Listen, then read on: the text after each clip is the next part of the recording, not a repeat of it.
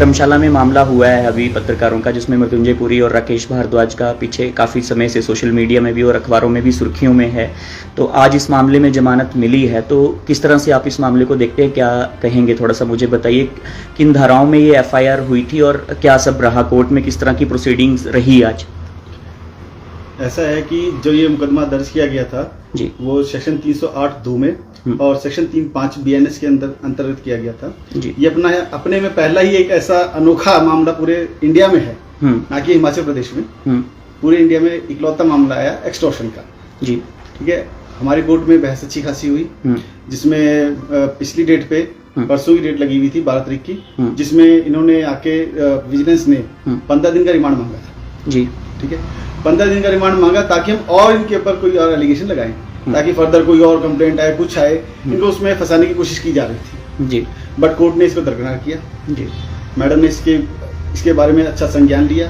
उसके बाद इनको आज शाम को 4 बजे एक ऑर्डर पास किया, जिसमें इन्होंने 30-30 हज़ार के बेल बॉन्ड के 2 श्योरिटी बॉन्ड भरवाए।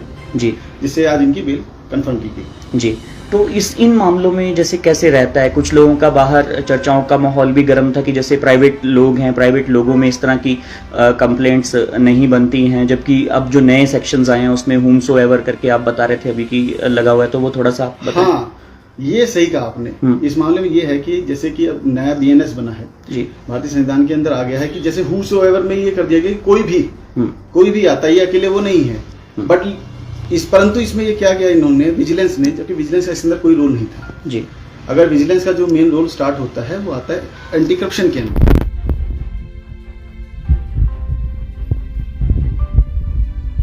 तो ये हो गया कि कोई भी कहीं भी किसी तरीके का काम कर नहीं सकता। जी, एक प्रेस है, प्रेस में कभी भी हर तरह का काम हो सकता है। वो जाते हैं अपना लेते हैं, किसी भी, मान लो आप प्रेस वाले हैं, वो जाते हो कि हमने कहते हैं आपसे ऐड लेनी है, ऐड का पैसा लेने जाते हो। इसका तो ये हो गया कि अगर मैं ऐड के पैसे ले गया और मुझे आए और उसमें जाके मेरे खिलाफ कंप्लेंट दर्ज कर दी, कंप्लेंट दर्ज करने के बाद मेरे खिलाफ एक मुकदमा दर्ज कर दिया कि भैया एक्सटॉर्शन मांग ली, ये किस तरह की एक्सटॉर्शन होगी? इस तरह तो प्रेस काम नहीं कर सकती, इस तरह तो वायलेशन होगी। ये प्योरली आर्टिकल 19(1)(a) की वायलेशन हुई है, जो पत्रकारों के लिए बहुत ही गलत किया गया। इसकी वायलेशन के लिए विजिलेंस को माफी मांगनी चाहिए। विजिलेंस ऐसा कर नहीं सकती। जी, जो उनका रुख रहा है इस केस के प्रति वो बहुत ही गलत रहा है।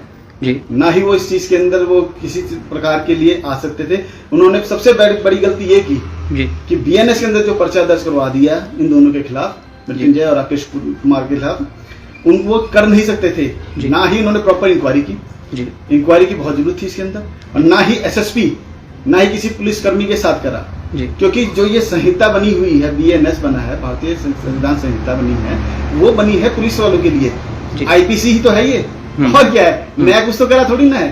IPC को कौन कंट्रोल करता है? IPC कंट्रोल करती है पुलिस। अब पुलिस और विजिलेंस 2 अलग अलग डिपार्टमेंट है। जी, तो विजिलेंस के पास किसने पावर दे दी? जी, इसने तो कोई पावर तो है नहीं। जी, एक यहाँ पे एक और जब आपसे चर्चा हो रही थी, आपने शायद अभी आगे रखेंगे, तो ये जो एक वीडियोस वाला मामला भी सामने आया, जो अंदर की कार्रवाई के वीडियो आए हैं, जो आप मुझे बता रहे थे अभी, तो उसमें मेरे को थोड़ा सा बताइए कि क्या पॉइंट्स रहे हैं उसमें। देखिए, जो ये वीडियो लीक हुई है जी, ये बहुत ही गलत है। जी, कभी भी किसी की वीडियो लीक की नहीं जा सकती है। जी, अगर इन्होंने किया है ये दंडनीय अपराध है, और ये डेफामेशन के अंदर आता है। जी, क्योंकि कहीं भी किसी भी कानून के अंदर कोई अगर किसी की आप इंक्वायरी मार्क कर रहे हैं, वो इंक्वायरी की कैसे आप वीडियो लीक कर सकते हो? ये तो एक कोर्ट का प्रोसेस है। इसका मतलब ये हो गया आपने कोर्ट के एक डॉक्यूमेंट के साथ छेड़छाड़ कर दी। जी, ये तो कोर्ट के डॉक्यूमेंट के साथ छेड़छाड़ हुई।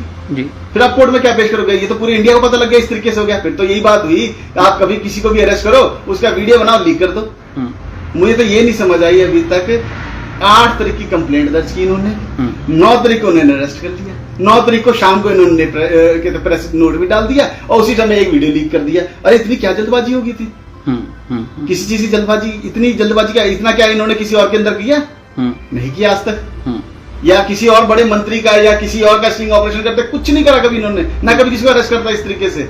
उठे 2 ही दिन के अंदर, चलो जी फटाफट कर दिया हमने, करा ना, इसके बारे में कोई इंक्वायरी करी इन्होंने। अब बताओ।